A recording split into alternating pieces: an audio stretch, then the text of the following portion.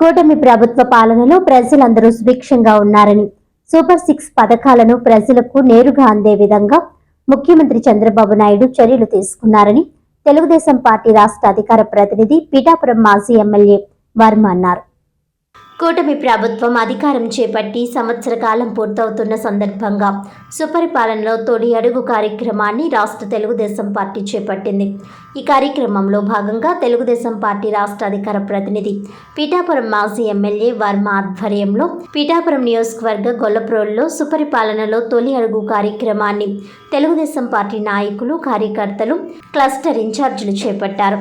మాజీ ఎమ్మెల్యే వర్మ ఇంటింటికి వెళ్లి కూటమి ప్రభుత్వం చేపట్టిన అభివృద్ధి పనులను వివరిస్తూ కరపత్రాలు పంచారు. ఈ సందర్భంగా కూటమి ప్రభుత్వ పాలనపై ప్రజల యొక్క అభిప్రాయాన్ని తెలుసుకున్నారు.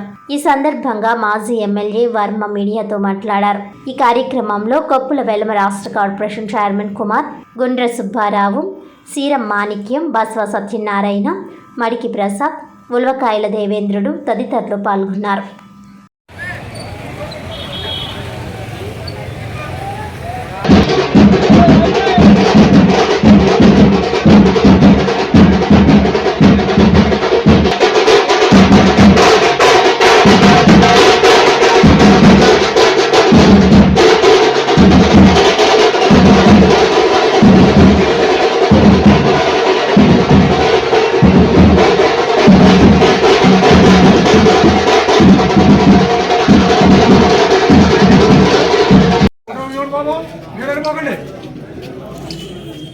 బాబు బాబా రే మీ సెలవు తీయండి ఒకసారి.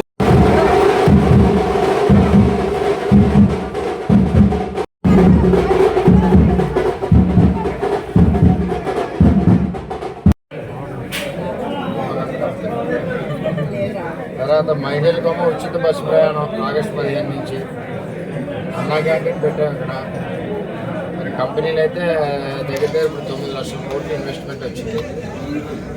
దీపం పథకం గ్యాస్ సిలిండర్లో మరి ఈ రెండు కూడా ప్రజల్లో జరగడం జరిగింది. 9,000 కోట్ల తల్లికి వందనం ఇవ్వడం జరిగింది. అంతేకాకుండా మరి అన్నదాత సుఖీభవ ఈ నెలలో ఇస్తా ఉన్నాం. అదేవిధంగా ఆగస్టు 15 నుంచి ఉచిత బస్సు ప్రయాణం, ఇలాగ సూపర్ 6 కార్యక్రమాలన్నీ కూడా ఒకటి తర్వాత ఒకటి మరి ముందుకు తీసుకెళ్తా ఉండడం జరిగింది. రాష్ట్ర అభివృద్ధి దృష్టి చూసుకుంటే పోలవరం ప్రాజెక్టుని సర్వనాశనం చేసిన జగన్మోహన్ రెడ్డి ఇవాళ చంద్రబాబు నాయుడు గారు 12,500 కోట్ల అభివృద్ధి పథంలో ముందుకు తీసుకెళ్లారు.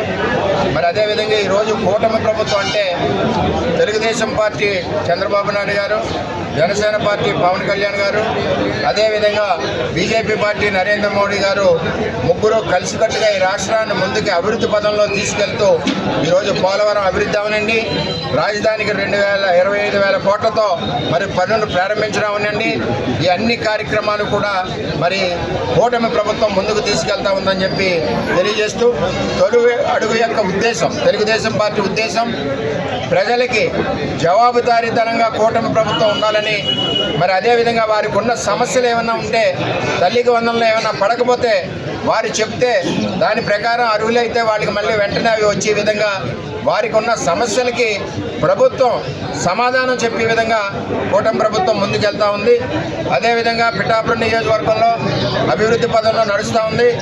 2014-19లో అప్పటి ముఖ్యమంత్రి చంద్రబాబు నాయుడు గారి ఆధ్వర్యంలో, పంచాయతీరాజ్ శాఖ మంత్రి నారా లోకేష్ గారి ఆధ్వర్యంలో నేను ఎమ్మెల్యేగా ఉన్నప్పుడు ఈ మొత్తం నియోజకవర్గంలో 75% పల్లెటూరులో రోడ్లన్నీ వేయడం జరిగింది.